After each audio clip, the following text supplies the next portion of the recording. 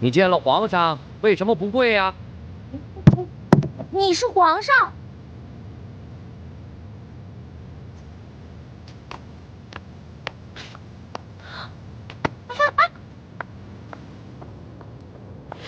哎，李公公，这个小答应他可是……嘘，这皇家的事啊，别问，也别管。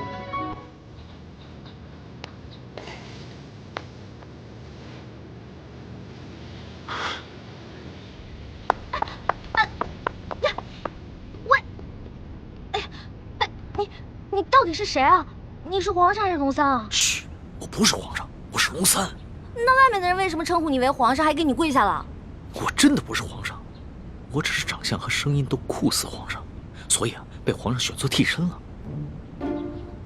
你是皇上的替身？对呀，我只是皇上的替身。我们这大清啊，虽说入关数十余年，可是根基还未稳，这皇上又还年少，刚刚亲政不久。不管是那些潜名余孽，还是那些妄想谋朝篡位的权臣，都有暗杀皇上的企图。就拿这个鳌拜来说，连顾命大臣苏克萨哈都敢杀，还勾结内侍给皇上下毒。所以啊，皇上时常让我扮成他的样子。我就说嘛，你吓死我了！你怎么可能是皇上呢？你要是皇上的话，怎么可能半夜三更的去御膳房偷东西呢？还跟我结拜兄弟了，是不是？对。所以皇上3日侍寝不肯让我看他的样子，一直戴着面具，就是怕我发现，是不是？对呀。所以你现在知道了，为什么你在宫里面打听不到侍卫龙三这个人？因为我不是普通的侍卫，我不站班儿，我只是在必要的时候出来替皇上一下。那也就是说，你是皇上的替身，那也就得替皇上挨刀子了。我身为臣子，当然要效命于皇上了。再说，皇上待我不薄，我也是心甘情愿替他卖命。龙小弟，你太可怜了。你说你当皇上的替身，皇上对你好，说白了就是让你去给他卖命。哼，从古至今，所有的皇帝都一个样，自私自利，全都是冷血无耻之徒。老大，你就别当我的面说皇上的不好了，你这不是为难小弟吗？哎，你今儿怎么想起跑这御书房来找我了？还说呢，几天都不理我。我有重要的事情要告诉你。重要的事情？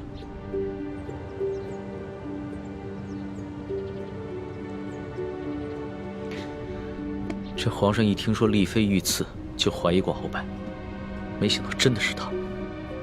可不是嘛，这个鳌拜勾结内侍，行刺嫔妃，简直是胆大包天，把皇上都不放在眼里。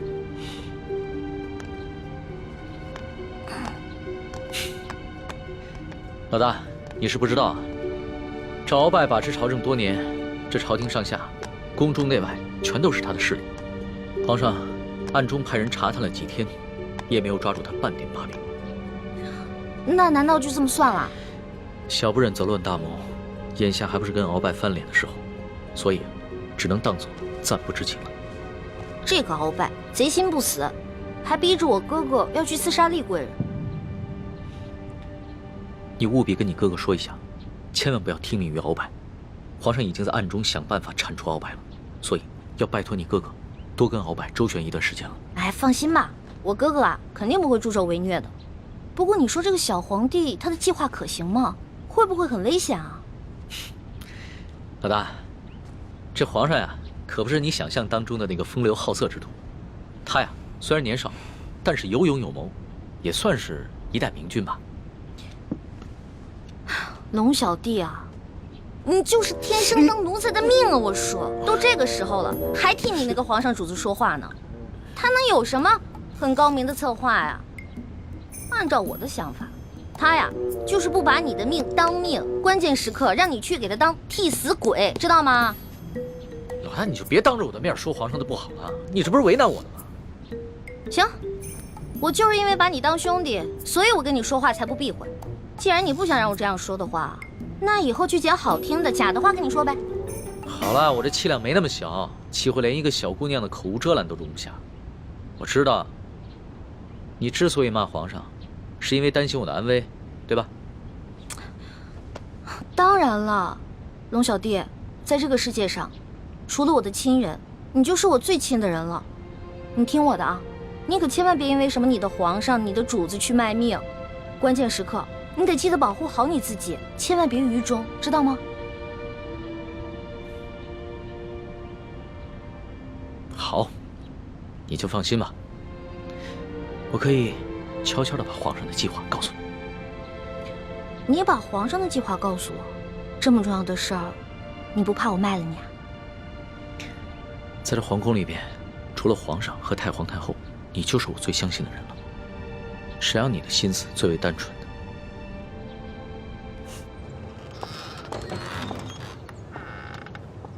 李德福，送欢答应回永和宫。这。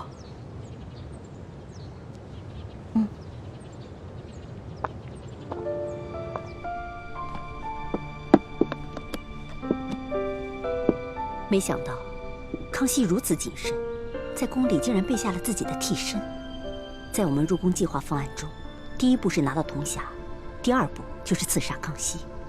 我们一定要周密计划，务必要分清楚谁是替身，谁是真正的康熙，确保一击成功。这就需要小师妹多想想办法了，查清楚龙三的行踪，什么时候会去假扮康熙，又如何区分二人的差别？其实也没什么可难的，至少在临幸后宫嫔妃的康熙，不可能是替身。到时候拿到了铜匣，他再召你侍寝，我们就有机会了。六师傅，此计虽然可以暗杀成功，但忽略了倾城师妹的安危，恐非上策。有大师兄的担心，再危险也值得了。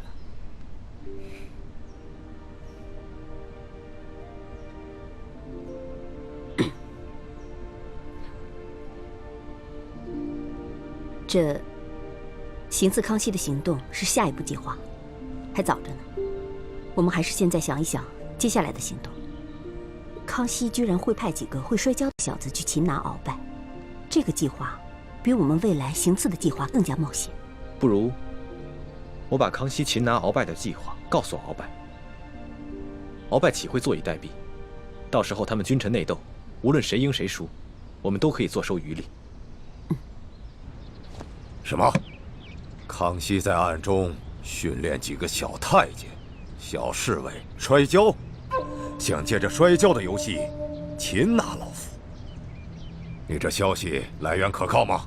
他已经开始怀疑行刺厉贵人的幕后主使就是中堂大人，所以加强了对厉贵人的保护，卑职想尽办法也无从下手。这康熙少年老成，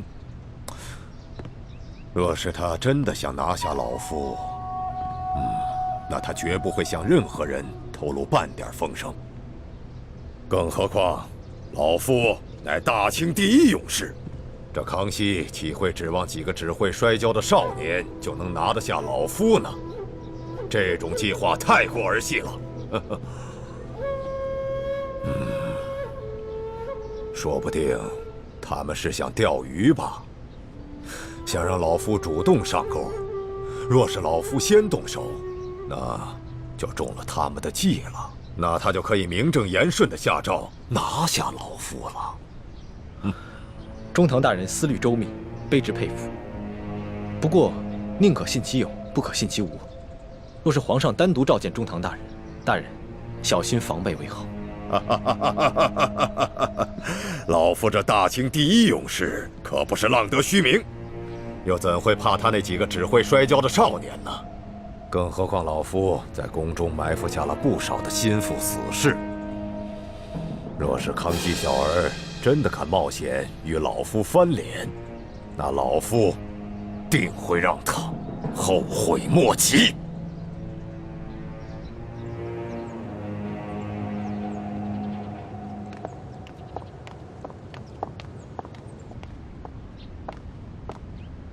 皇上，欢答应到了。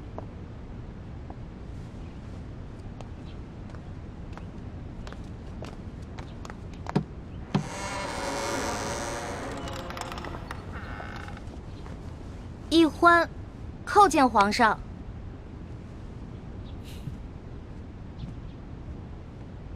平身吧。谢皇上。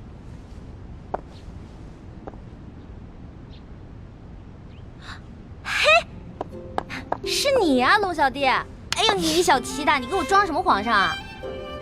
这皇上跟龙三竟然长得一模一样，你怎么知道在你面前的是龙三，不是皇上呀？我怎么可能不知道啊？啊，皇上啊，那3日侍寝，虽然把灯光调得很暗，而且还戴了个面具，但是我可以看他的眼睛啊，他的眼神跟你完全不一样。你的眼神呢，温柔体贴，他不是。皇上看你的眼神很冷漠疏远吗？也不是。他看我的眼神有一种猎人看猎物的感觉。哎，我也说不清楚，反正那种感觉就很奇怪，就是觉得他不是什么正经皇帝。要不是你们俩眼神不一样啊，我还真认不出来。哎，对了，你叫我来干嘛？我这次叫你过来呢，是想跟你道个别。道别？你要去哪儿啊？还记得我上次跟你说过的要擒拿鳌拜的计划吗？今天就是计划展开的日子。皇上已经宣召鳌拜单独来御书房觐见，所以我要亲自动手，和那些训练已久的侍卫和太监们一起擒拿鳌拜。什么？你要亲自跟鳌拜动手？鳌拜可是大清第一勇士，你亲自动手你就死定了。鳌拜一日不出，皇上就无法真正亲政。而且，鳌拜手握军权，皇上也不敢下旨捉拿鳌拜。但是鳌拜此人呢，自恃武功甚高，性格极为孤傲，他绝对想不到皇上会找几个摔跤手在宫里边要擒拿他，这样出其不意，反倒有可能成功。而且皇上还安排了李公公在茶里边下了一些药，鳌拜喝了以后就会内力尽失。李公公？皇上让李公公来协助你？对啊，李公公从小就进宫了，侍奉过太祖皇帝和先皇，深得太皇太后的宠幸。可是那个李公公……怎么了？算了，没事了。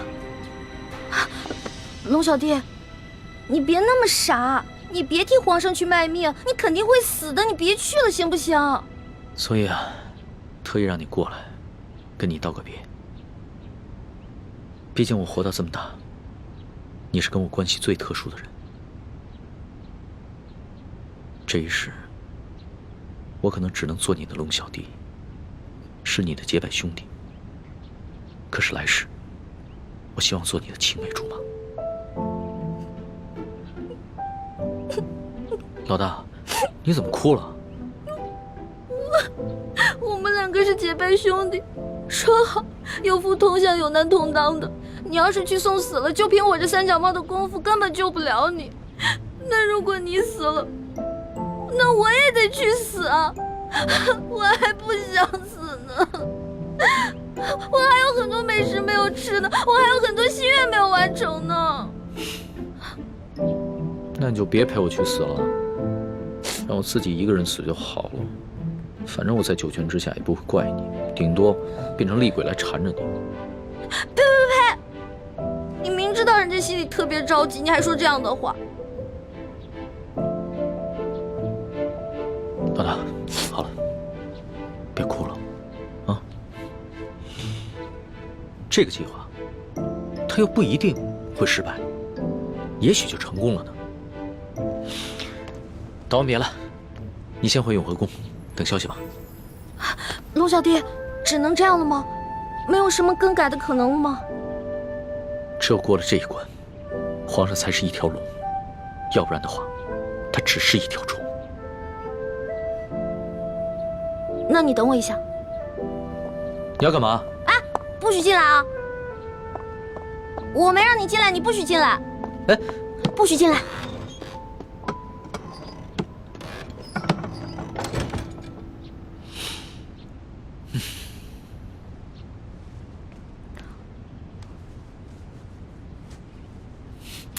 老大，你好了没有啊？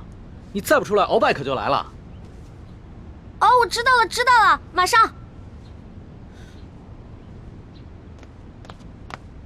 老大，我进去了啊。老大，你好了没有？老大，你不会真是以为我要赴死了就要以身相许了吧？呸呸呸呸呸！你怎么变得跟那个小色皇帝一样了？真是近墨者黑。喏，给你的，这个是金蚕背心，鳌拜给我的，据说可以刀枪不入，水火不侵。反正我留着也没用，给你穿吧，你还能保护着你自己。好香啊，老大，这上面还有你的体香和体温呢。你干嘛用那种色眯眯的眼神看着我呀？你这样很猥琐，知道吗？你赶紧穿上吧，这之前我贴身穿的，反正我用不上，你穿上以后还可以护住你的要害呢。既然是你穿过的衣服，那我当然要穿了，要不然你替我穿。你这说的什么鬼话呀？我不想理你了。哎，老大，哎，老大，我是你老大，你是我小弟，所以你得听我的，知道吗？不能死。是，遵命。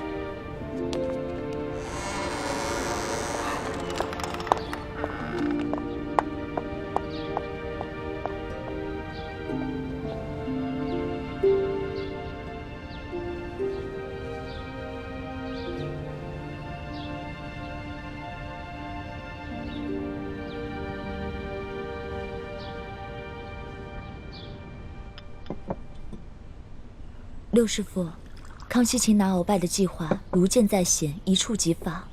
依您看，结果会如何？这很难说呀。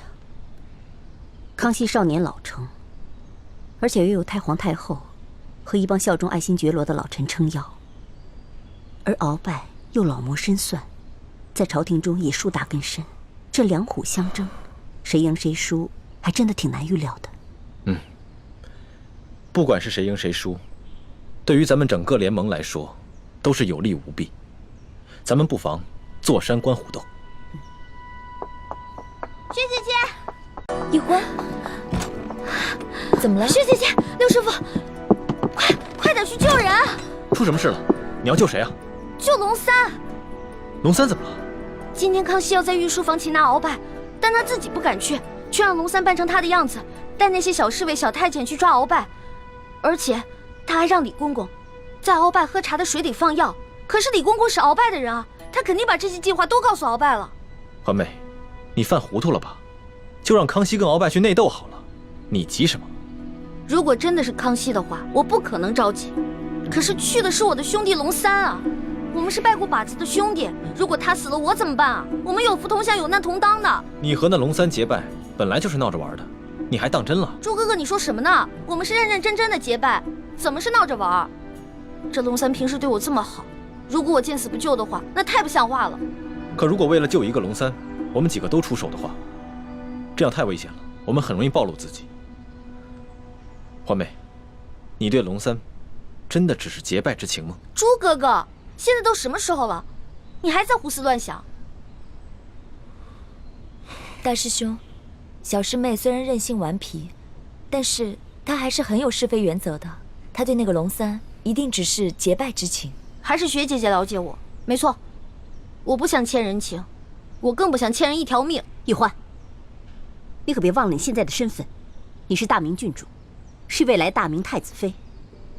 那你现在的什么龙三结拜大哥的身份，跟这个身份比起来，根本就是不值一提。更何况龙三又不是为了你去死，他为的是他的皇帝主子。可是，好，那我们就不去帮助龙三。也就是说，如果龙三败了，康熙也就败了。康熙一旦败了，这个鳌拜就会发动政变，让他自己当皇上。鳌拜这个人生性残暴，如果他当了皇上了，比康熙更难对付。而且那个时候，薛姐姐你怎么办啊？可是我们换个法子，我们协助龙三，帮助了康熙，打败了鳌拜。到那个时候，我们就得到了康熙的绝对信任，到时候你们就有机会进宝库去找铜匣了。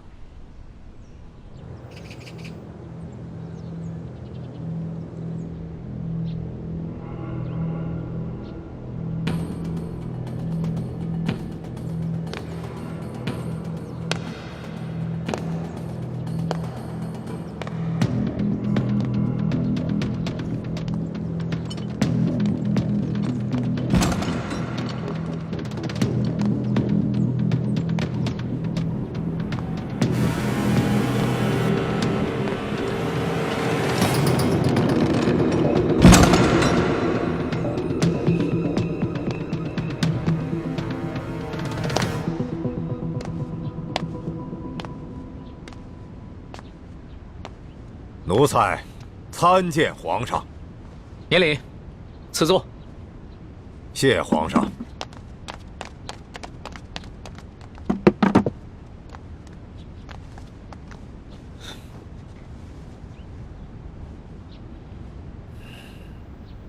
此茶。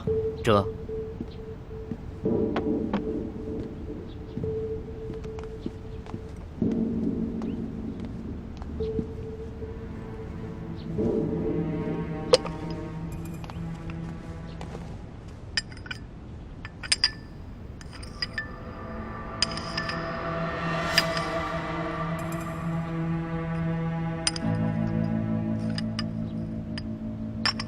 老少保，这些茶都是今年新摘的龙井，是昨个浙江巡抚刚刚送进宫的，你不妨多品一品，看看比之安徽的银毫如何？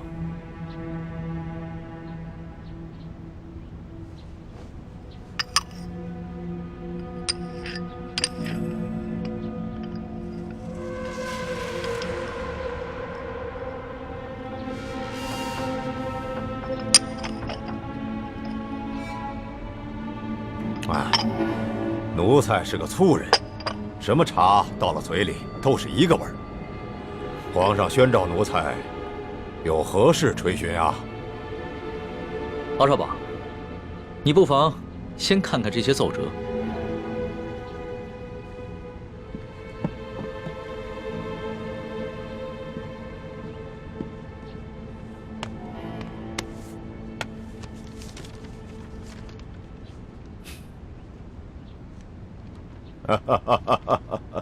你笑什么？皇上，奴才笑这些要弹劾奴才的大臣们翻来覆去，陈词滥调，也没说换一个新的花样。这上面还有许多奏折，你不妨都看看。不必了，想来左右仍不过是些什么擅权自专了、欺君罔上了、结党营私、诛戮大臣。你说这些，全是些子虚乌有之事。鳌拜，你！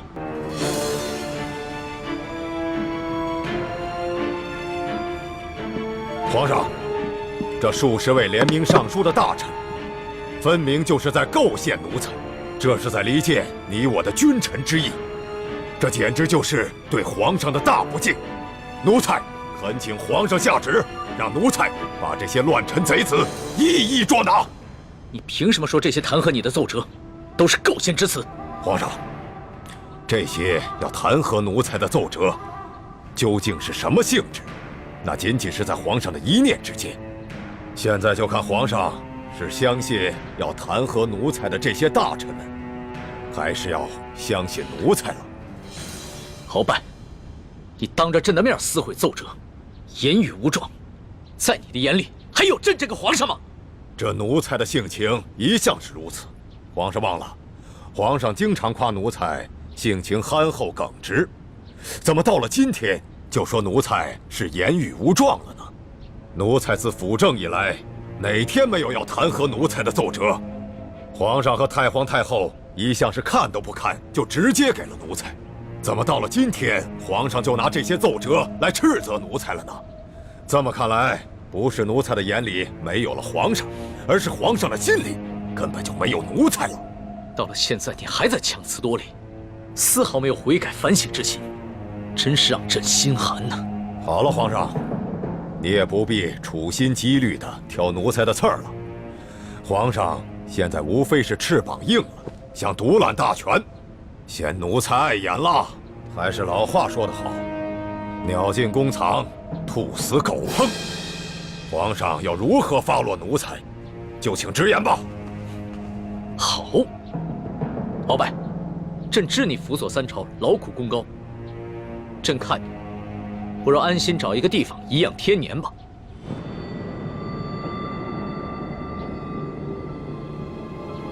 皇上真是体恤奴才啊，奴才真是感激涕零啊。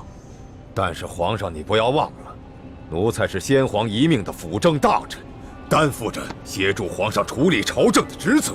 现在皇上身边奸臣环伺，奴才尚未清君侧，又如何敢颐养天年呢？鳌拜啊鳌拜，想不到你还是如此执迷不悟，真是有负先皇深恩，枉费朕的一片苦心。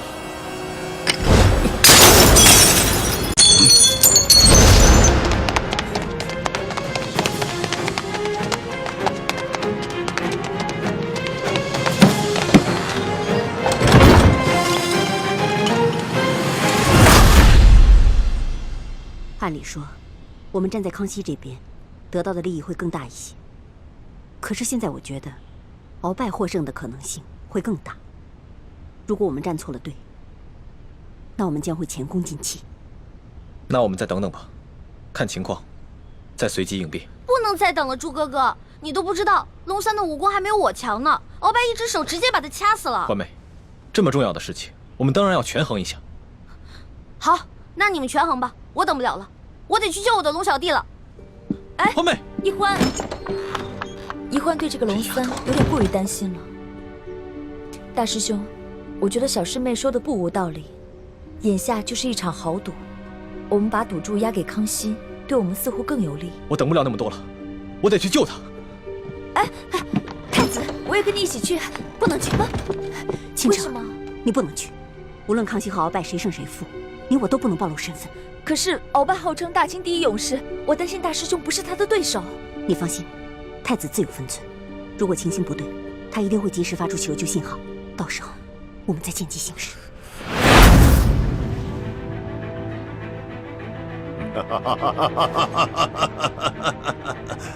玄烨呀，玄烨，没想到你如此小瞧我鳌拜，像你这般狂妄无知，又怎守得住我大清的江山呢？好，那老夫就先送你去见先帝，再另立新君吧。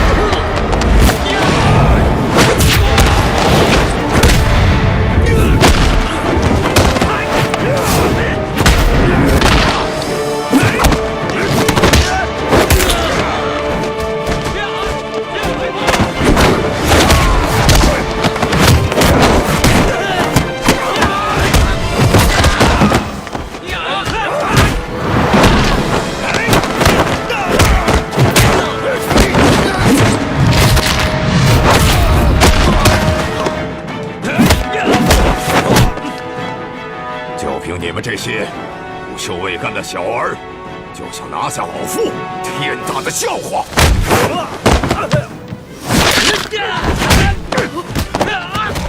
李德福，朕让你准备的东西你备好了吗？回皇上，奴才岂敢抗旨？奴才确实在茶里下了内力散，奴才也不知道为何会失去效果啊！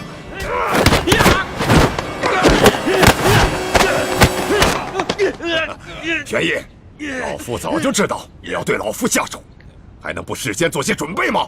告诉你，在来之前，老夫就预先服下了能解百毒的辟邪丹了。快起来！只要抓住了鳌拜，官升3级，赏金1000两。真是不见棺材不落泪。来吧，送死吧！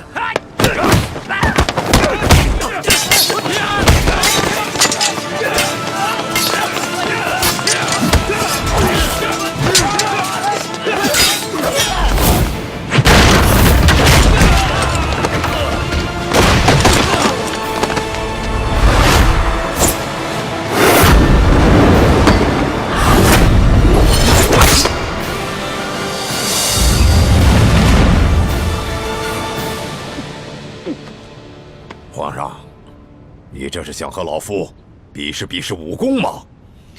我说你平时的聪明劲儿都哪儿去了？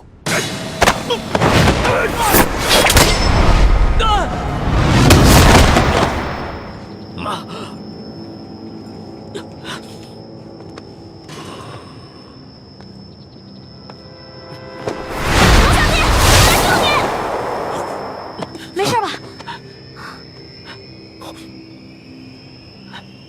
易欢，你疯了吗？你这个月的大补丸不想要了吗？义父，对不起了，请树干女儿要大义灭亲了。你别忘了，你哥哥和你都服下了老夫的大补丸。我告诉你，一旦毒发，你们会死得苦不堪言。鳌拜，咱们来做个交易吧，你放了皇上，我也求皇上放了你，怎么样？老夫真是看走了眼了。老夫原本以为你是一个聪明伶俐的丫头，没想到你这般幼稚。站住，鳌拜！你已经中了我的7步之道，如果你现在强行运功的话，你在7步之内就会毒发身亡。鬼丫头，你以为老夫会上你的当吗？就算老夫中了7步刀，也会在7步之内一样先毙了你们的命，让你们为老夫陪葬的。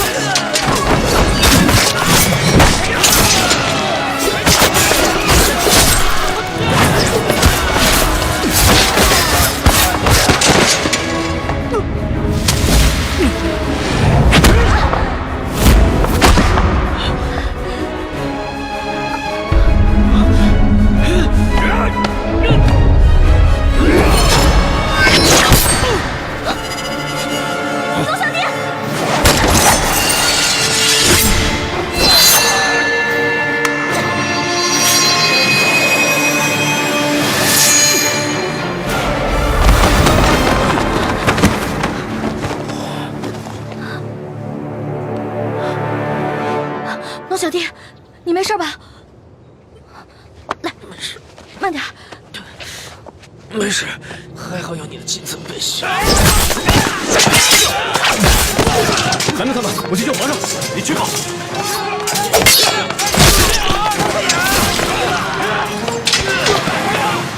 小丫头，你把老夫的金蚕背心也给了皇上，看来你对皇上是动了真心了。只可惜，就算是皇上穿了金蚕背心，老夫也一样要他的命。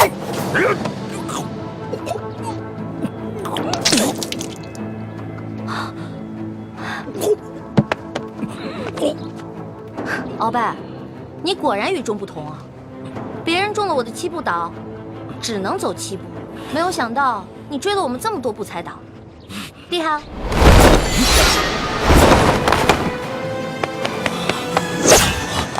朱哥哥，剑青，快杀了这个小皇帝，杀了他，杀了他，就是大功一件，老夫就会把你们兄妹2人的大补丸的解药给你们，还会升你为太医院的院判。快，杀了他！朱哥哥，好，你可别糊涂啊！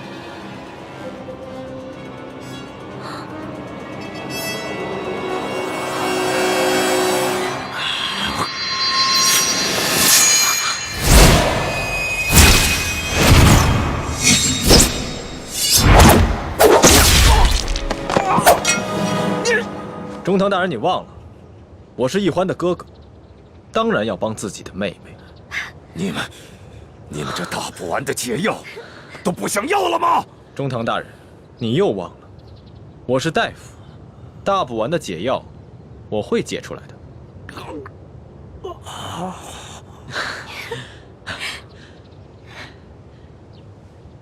老大，你怎么受伤了？怎么流这么多血啊？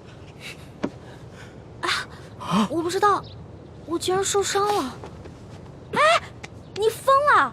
你撕龙袍是杀头之罪，是我的。好。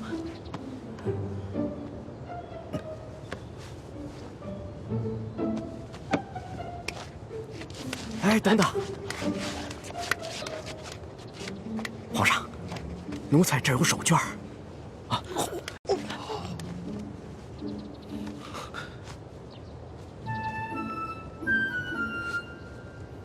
好些了吗？嗯。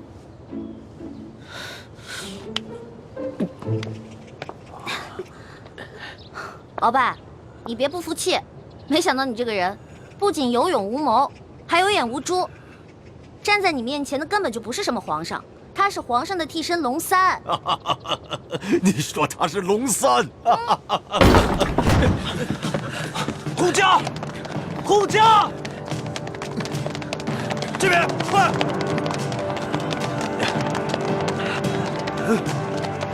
启禀皇上，情况果然如您所料，这宫中藏着数十个鳌拜的手下，奴才按照您的吩咐早有准备，才顺利的将他们拿下。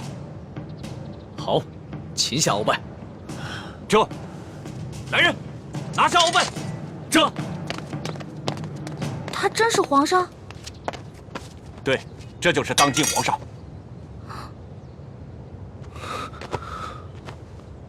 微臣参见皇上。丫头，你白长了一双大眼睛，中看不中用。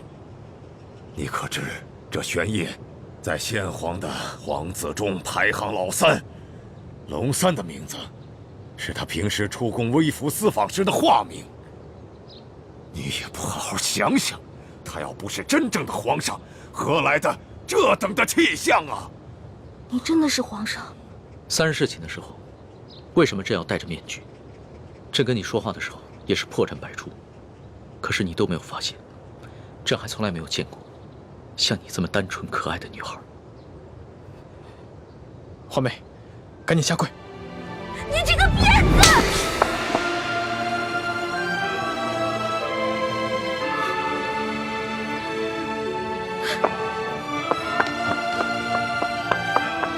皇上，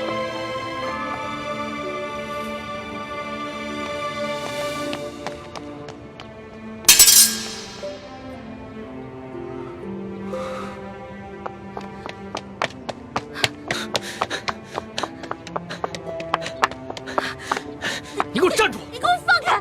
你就是个混蛋，你就是个无赖！你吃了雄心豹子胆了！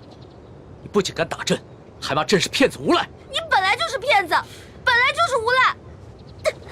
你知不知道你现在说的每一句话都够砍你100次头了？砍吧，反正现在鳌拜已经被你制服了，留着我这个猪脑袋也没什么用了。好，你不怕死是吧？那你哥哥呢？你知不知道你打了朕要被诛9族的？好啊，你先是利用我，现在利用完了对吧？我没有价值了，你就知道欺负我，砍我的头，还要诛我9族，有你这样欺负人的吗？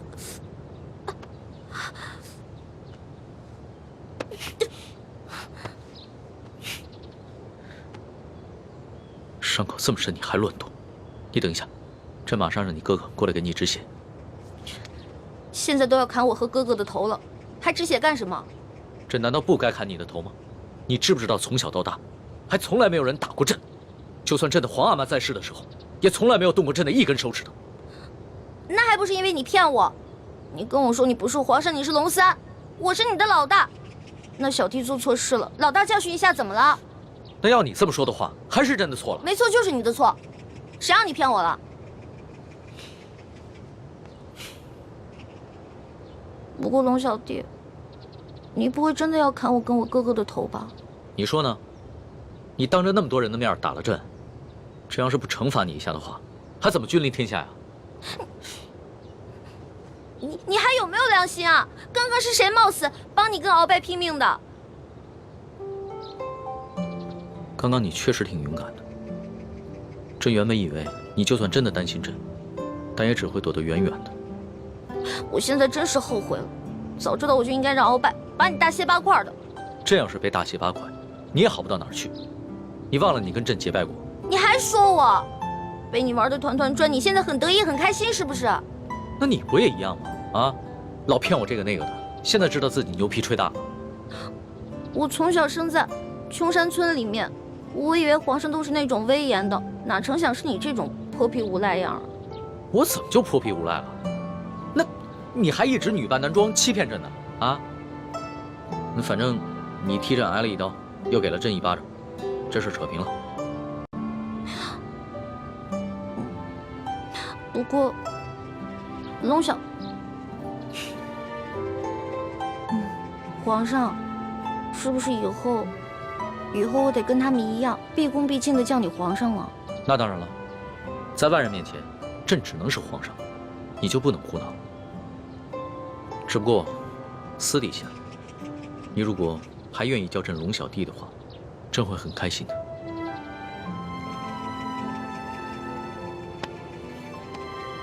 是不是疼死了？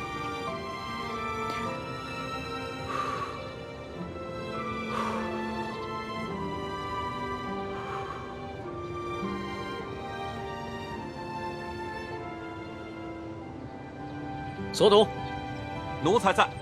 朕封你为国史院大学士。奴才谢主隆恩。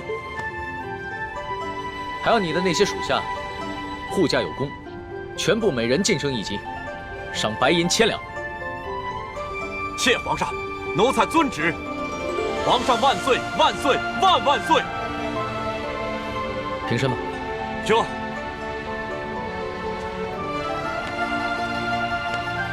李建清，臣在。朕封你为太医院副院判，赏黄金100两。皇上，臣之医术还不够格担任太医院副院判一职，若是勉强忝居高位，于臣也未见有益。臣护驾乃是臣分内之事，不求封赏，只求当好一名御医。你年纪轻轻就能淡泊名利，很好。不过既然是你救了朕，那就是为朕立下了大功，朕也得赏罚分明啊。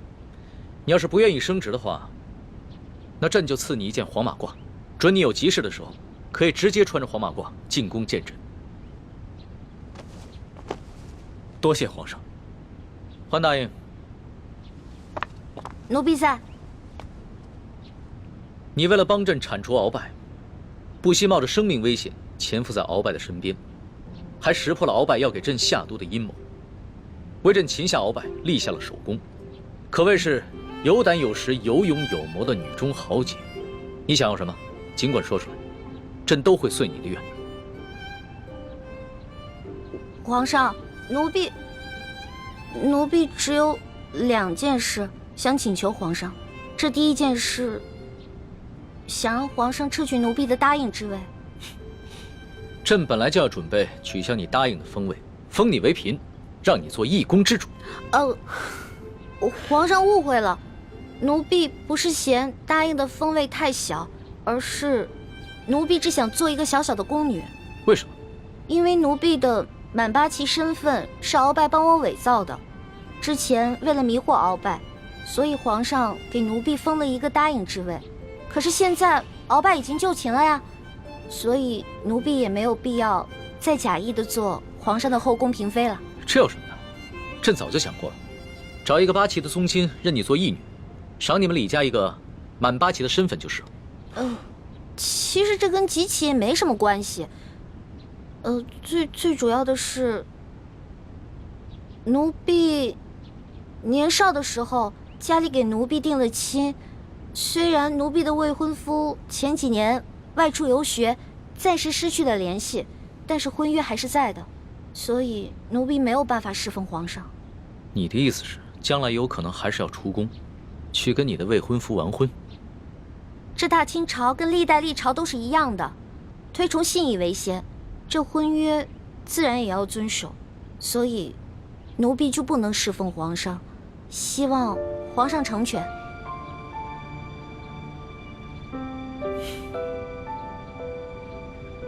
你既然不愿意做朕的嫔妃，那朕也就不强求你了。你毕竟是立下了大功，朕也不会让你做一个普通的宫女。这样吧，朕就留你在御书房，做朕的笔墨侍书。等将来你的未婚夫有了消息，朕就让你出宫去和他完婚。奴婢谢皇上恩典。这个笔墨侍书，以前宫里是没这个职位的，而是朕特意为你而设。你既不是后宫嫔妃，也就不适合住在东西12宫中的任何一宫之中。这样，让人在后宫之中找一处幽静的住所，赐名永乐斋，暂时拨给你住。谢皇上恩典。那你的第2个要求呢？我第2个要求很简单，奴婢知道皇宫里有一个宝库，里面有好多奇珍异宝，奴婢想进去转一转。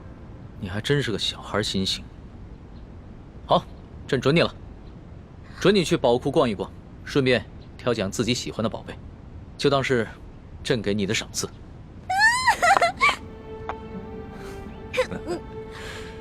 多谢皇上恩典。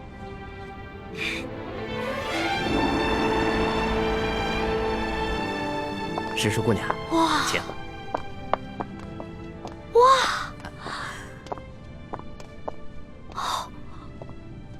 公公，这皇宫宝库里面有这么多的宝物啊！是啊，我都不知道挑什么了。石叔姑娘，我跟你说，这宝库中的奇珍异宝啊，有数十万件。姑娘喜欢哪一件，告诉我，我来帮你选。李公公啊，你可知道皇上为何让我来选宝物啊？这个不知道，但是我知道，如今姑娘可是皇上身边的大红人呐。我在这宫中已经30、40年了，还是第一次看到奉旨到宝库中来选赏赐的事情啊。来，这皇上啊，让我来挑宝物啊，实际上是给我下了道密旨，是让我来这儿找铜匣的。哎，但是这事儿除了皇上知道，只有你我知道，不许告诉第4个人啊。奴才明白，姑娘你放心，我在这宫中当差好几10年了，就一样好处，嘴巴紧，从来不乱讲话。这个好，继续保持啊！好，走，我带你去看看册子啊。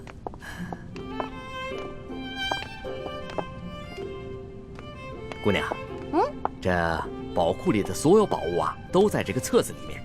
我们看看这个铜匣，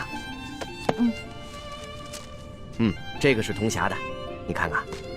这个宝库里的铜匣呢，一共有174件，不知姑娘想要哪一件啊？李公公啊，这个铜匣呢？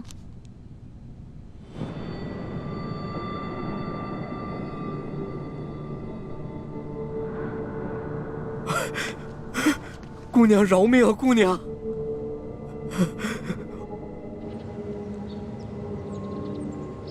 什么？铜匣被鳌拜拿走了？李公公说大概3个月前吧，这个鳌拜呢私自拿走了一个铜匣，还叮嘱他不能告诉任何人。我去登记册上看到铜匣的形状，应该就是我们要找的那个。恐怕不是鳌拜私下拿走的，是李公公亲自拿去献给鳌拜的。这个李公公现在还不知道我们已经知道了他是鳌拜的内奸，所以他在言语中呢为自己脱罪遮掩。哎，朱哥哥，我可听了你的话啊，没有揭穿他。你刚才说什么？3个多月前，那不正是义父告诉我们铜匣秘密的时候吗？难道鳌拜也知道了铜匣的秘密，所以抢先一步拿走了铜匣？可是鳌拜怎么知道铜匣的秘密呢？难道我们明珠谷出了奸细？奸细？我觉得会不会是鳌拜觉得那个铜匣很顺眼，自己比较喜欢，就顺手拿走了呢？环美，这么大的事情，我们不能存在侥幸心理。皇宫的宝库中有数10万件的珍宝，鳌拜偏偏选中了铜匣，一定是铜匣的秘密泄露了。那也就是说，咱们明珠谷有内奸了，那怎么办啊？眼下之计，只有想办法到鳌拜府上拿到铜匣，在暗中通知师傅们排查谷中所有人，找到奸细。学姐姐说的有道理，之前这康熙啊，一直担心我中了大补丸的毒，但他不知道咱们已经把毒悄悄的给解了，所以呢，我可以借口找解药，亲自搜查鳌府，康熙肯定会答应我的。环美，康熙一直对你言听计从，就连你之前打了他一巴掌，他也饶恕了你。但是，你千万不要被他的柔情蜜语所迷惑。朱哥哥，哎呦，你在其他事上都挺大气的，怎么这件事上这么小气呢？我接近康熙，还不是为了帮你实现为你父皇报仇、光复大明的梦想，结果你还怀疑我。对不起，环美，是我想多了。也不知道为什么，我心里总是不踏实。等我们拿到了铜匣，一起撤出紫禁城，再也不要见康熙了，好吗？怎么，你不愿意啊？哎呀，说实话啊，在这皇宫里呢，有最大的老大罩着我，想吃什么吃什么，想玩什么随便挑，这种感觉还真让我轻飘飘的。我还想多享受几天呢。你呀，哎呀，好了，我只是把我自己内心的话说出来而已嘛。为了不让你生气，我保证等找到铜匣以后，跟你们一起撤，行了吧？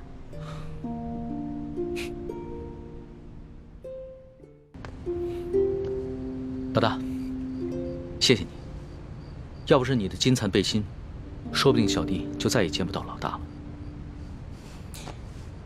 哎呀，这个金蚕背心我穿着也没什么用，我跟这世上的人无冤无仇的，也没有人想害我。倒是你，虽然高高在上，所有人都对你很恭敬，指不定多少人想害你。拿着吧，给你了。既然你这么关心朕，那朕可就收下了。你知道这件金蚕背心的来历吗？我只知道这个是先帝赐给鳌拜的。这件金蚕背心呢，是前明崇祯皇帝的贴身之物。这个崇祯皇帝生性多疑，唯恐被人刺杀，所以花重金从海外购得了这么一件宝物。可惜啊，最后他还是丢掉了天下，吊死在了梅山。就跟这个鳌拜一样，曾经权倾天下，现在不也照样变成了一个阶下之囚？所以啊，这执掌天下之人，可不能靠什么宝物防身，必须以仁德治天下。只有天下太平，这做皇帝的才会太平。龙小弟，你这一本正经说话的样子，还真像个皇帝啊！什么叫像个皇帝？朕本来就是个皇帝。是，而且，朕会说到做到。哎呀，老大，你怎么了？你没事吧？没事，可能是大补丸的那个毒发作了。那怎么办呀？我已经命索额图去查鳌拜府了，命他一定要找出大补丸的解药。不，这索大人吧，他去找，他即便看见了，他也不知道哪个是。要不然你还是让我去吧，我去搜吧。不是，可是你这样能坚持住吗？我其实刚来的时候吧，吃了我哥哥给我制的那个药，虽然不能根治这个毒吧，但是可以缓解一下。你让我稍微缓一下啊。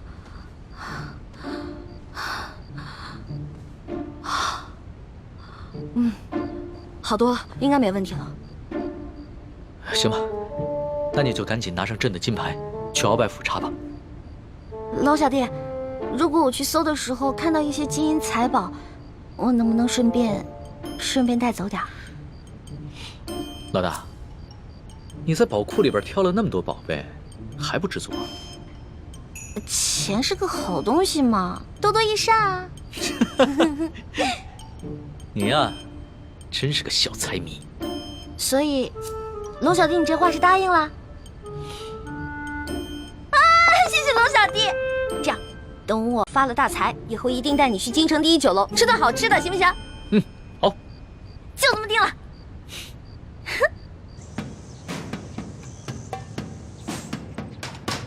还不去？师叔姑娘，这都是为你准备的。来，尝一尝，应该是不错的啊。经典一下。好吃。好吃吗？好吃。啊。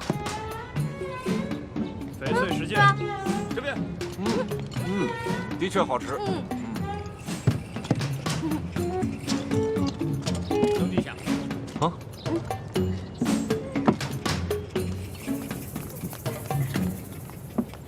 表姨夫，这是查抄的物品清单，您过目。啊。这大补丸的解药，府中里里外外、上上下下都搜了个遍，还是未能找到。这怎么能行呢？大补丸解药是最重要的东西啊！皇上说了，掘地3尺也要找出来。继续搜。是，卑职这就亲自带队再去搜一遍。快去。你走。这，赤树姑娘，这是查抄的物品清单，您长长眼，过过目。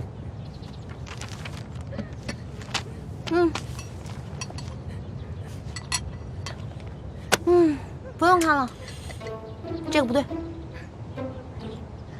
不对。哪里不对啊？啊，赤树姑娘。这个清单啊，肯定不对。这不对吗？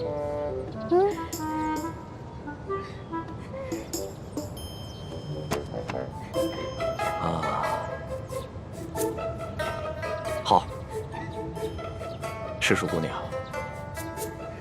咱们能不能借一步说话？好啊。走。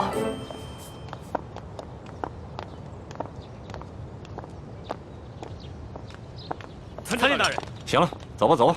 这，走。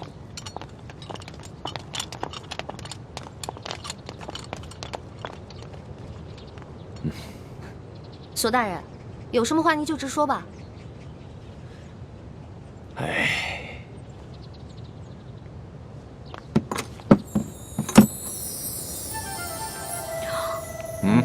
哇，这么多金银珠宝啊，连在皇宫的宝库里都没见过呀。赤树姑娘，你这眼光挺毒啊，一眼就看出这账目不对啊。实话实说吧，这2箱宝物还真就没入账。咱俩来鳌拜府，也不能白辛苦这一趟吧？咱们2-1天作5，把这2箱宝物给他分了，这样如何？分了，这不太好吧？这有什么不好的啊？这皇上命咱们俩来查抄这鳌拜府，其实就是想赏咱们俩一个发财的机会，这你都不懂吗？那也是，咱就别跟皇上客气了。是啊，那咱跟皇上客气什么呀？啊？那这样，一会儿你找个人啊，帮我把这箱抬到永乐斋去。没问题啊，这个包在我身上，你就不用担心了啊。那赤树姑娘，这些账目可对了？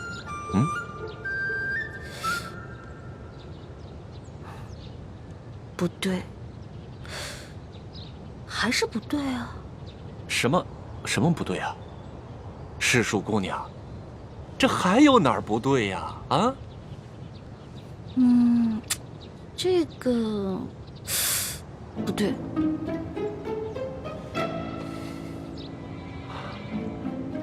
行，你厉害。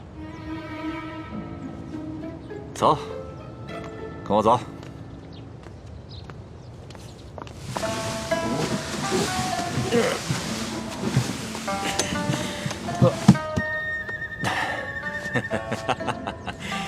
哎呀，赤树姑娘，这是我藏的最后1箱的宝物了，啊，没入账的宝物了。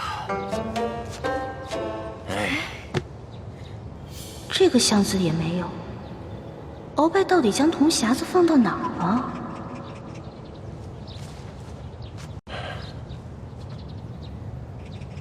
赤树姑娘，这最后1箱宝物，我本来是要留下来，孝敬其他王公大臣的。你想啊，咱俩捞到了这查抄鳌拜府的肥差，这朝里多少眼睛盯着咱俩也不能不懂规矩啊，是不是？是啊，索大人啊，我虽然不是特别懂你们这朝中的复杂关系吧，但是我也知道，这人要懂得分享，不能吃独食，不然啊会招来祸灾的，是不是？是啊，哎呀，赤树姑娘就是聪明伶俐，难怪皇上这么宠爱你。哎，那现在这账目可对了？这账目是对了，但是我这解药还没找到呢。对呀，这解药没找着。鳌拜这奸贼实在是狡猾得很呐！这找不着解药，咱俩怎么向皇上交代呀？索大人，您看这样，您让手下的人呢去审一审敖府的人，问问这敖府里面有没有什么密室之类的。对呀，我怎么就没想到这一点呢？啊，哎呀，还是诗书姑娘更胜一筹啊！那咱这个先放着，查解药去。走。诗书姑娘，你瞧这个地方机关重重，也不知道藏了多少宝物，说不定这大补丸的解药就藏在里面。索大人，这个机关十分的复杂，我们真的没办法打开啊！废物，一群废物点心，这点事儿你们都办不好啊！我告诉你们，再给你们1个时辰，如果你们再打不开，我把你们这没用的手给剁下来。我剁下来知道吗？我知道，我们开。索大人，消消气啊！我觉得他们打不开，跟您站在这儿也有关系。您想啊，您站在这儿，他们紧张啊，紧张肯定打不开。要不然您看这样行吗？您到外面啊歇息歇息，喝个茶，我来看着他们。还真说不定啊。那行，那就麻烦诗书姑娘帮我先盯着点。好嘞。啊，你们听好了啊，一切都听诗书姑娘的安排。是。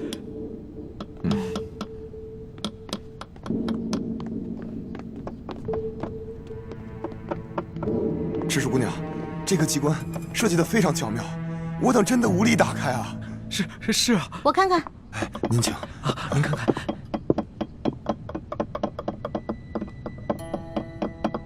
哎，诗书姑娘，你也会开机关啊？嘘，小声点啊，这事儿不能声张。